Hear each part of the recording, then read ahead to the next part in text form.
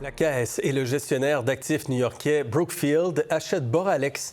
Le producteur d'énergie renouvelable deviendra ainsi une société privée si l'entente obtient le feu vert.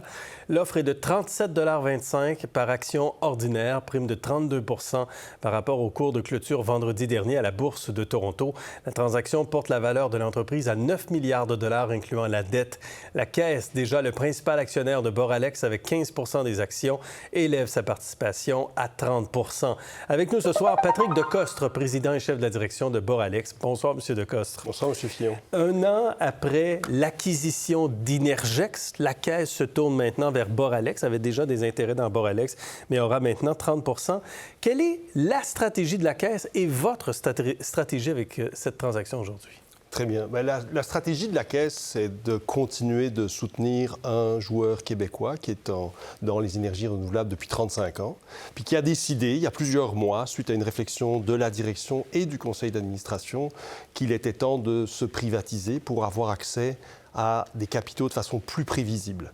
Et donc, nous avons lancé un processus et la Caisse nous a dit depuis le début, il n'y a pas d'histoire de Boralex sans que la Caisse continue d'en faire partie de cette histoire, parce que vous êtes un joueur important, on veut ça. Et mais on va vous faciliter le processus. Donc on a lancé un processus à l'automne, on a eu plusieurs offres, ça nous a permis, c'était assez compétitif, c'était mené par notre conseil d'administration, totalement indépendant de la Caisse. On les a tenus au courant petit à petit du processus. Et puis finalement, on aboutit exactement où on veut, avec un joueur qui est très sophistiqué, Brookfield, qui va acheter effectivement 70 %. La Caisse va augmenter sa participation. Et ça va vraiment nous permettre d'avoir l'outil pour déployer notre plan stratégique. Donc, notre stratégie, c'est vraiment d'aller chercher un accès aux capitaux propres plus certain que quand on est une société cotée. Et c'est la meilleure offre à 37,25 $? Oui, c'est la meilleure offre, avec en plus l'intérêt d'avoir un joueur, comme je l'ai dit, qui a 16 plateformes différentes dans le monde, qui peut amener à Boralex des gains en termes d'achat d'équipements, de procurement en bon français, en termes d'accès à des clients comme les Google, Meta, Amazon, où Boralex n'aurait pas accès, et finalement qui est aussi très sophistiqué en termes de financement. Et dans un secteur capitalistique, le coût du financement, c'est essentiel. Donc c'est la partie Brookfield. La partie Caisse, est-ce que l'intention, c'est de fusionner avec Inergex? Je pense que non. La partie Caisse, c'est vraiment de soutenir Boralex. Boralex et Inergex ont toujours été proches de la Caisse dans le passé. Ça fait depuis 2017. Mais des compétiteurs. Puis moi, j'ai toujours pensé que les compétitions, ça nous rendait meilleurs l'un et l'autre, que ce soit ici, que ce soit ailleurs. Donc, c'est pas d'actualité. Le sujet aujourd'hui, c'est vraiment de permettre... Boralex, on a présenté un plan stratégique en juin de l'année dernière, avec 7 milliards d'investissements pour les 5 prochaines années. Puis, c'est un plan qui est purement organique. Est-ce qu'on va pouvoir faire plus à la marge de ça parce qu'on va avoir accès à des capitaux? Oui, certainement, mais ce n'est pas du tout d'actualité de changer quoi que ce soit dans cette situation-là. Ce n'est pas dans l'actualité aujourd'hui, mais est-ce que ça pourrait le devenir avec les synergies potentielles avec l'actionnaire qui s'appelle la Caisse, de dire on unit les forces d'Inergex et de Boralex?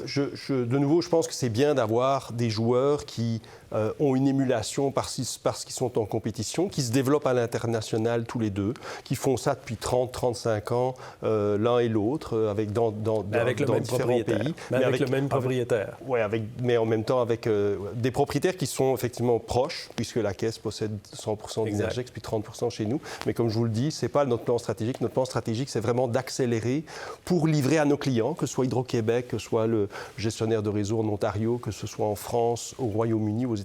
Il y a vraiment une demande et c'est là qu'on est concentré. Alors, à 37,25 $, on est 25 % sous le niveau de 50 $, l'action de 50 $ en août 2022. Qu'est-ce qui s'est passé pour que l'action baisse?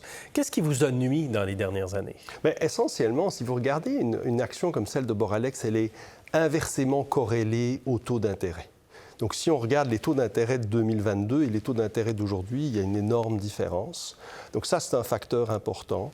Il y a évidemment un certain bruit sur les marchés avec ce qui s'est passé, en particulier dans l'éolien offshore aux États-Unis. Il y a des investisseurs qui se sont dit le risque est important. Donc ça, c'est des investisseurs qui sont assez court terme. C'est pas du tout la vision. Ça, c'est l'impact de la politique de l'administration Trump. De l'administration Trump sur l'éolien offshore. Ouais. C'est pas du tout le sujet de la demande aux États-Unis qui reste importante pour l'électricité et donc pour l'éolien et le solaire.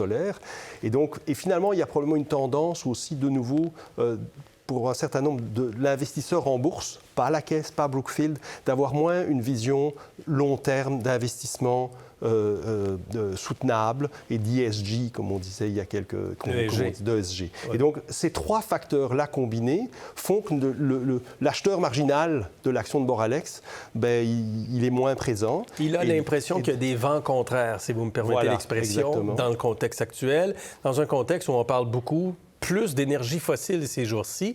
Est-ce que l'énergie renouvelable a beaucoup ralenti dans la dernière année particulièrement? En réalité, non, elle n'a pas ralenti. J'étais à Phoenix au salon Infocast la semaine dernière. Le marché américain n'a jamais installé autant d'éoliennes et autant de panneaux solaires que sur l'année 2025. Le Texas lui-même continue d'investir énormément dans ce domaine-là, alors que tout le monde pense que le Texas, c'est juste du oil and gas. Mais non, effectivement, ça continue dans les énergies renouvelables. Et c'est ce qu'on voit au Canada. Hein. On a des grands programmes, que ce soit au Québec, que ce soit en Ontario, que ce soit en Colombie-Britannique, même au Manitoba, où Boralex n'est pas encore. Au Royaume-Uni, c'est la même chose. Donc, on a vraiment un avenir. Et donc, mais seul l'investisseur qui voit à long terme va investir là-dedans. Et c'est exactement ce qu'on est allé chercher. Et ça a été la décision et la raison de la décision de notre conseil d'administration de dire c'est le moment de privatiser Boralex. Alors, l'équipe de direction reste la même? Oui.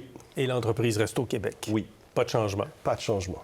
Combien d'employés? 830 employés globalement chez Boralex, à peu près 450 au Québec. Merci beaucoup, M. Decostre, d'avoir été avec nous ce soir. Merci, M. Merci bien.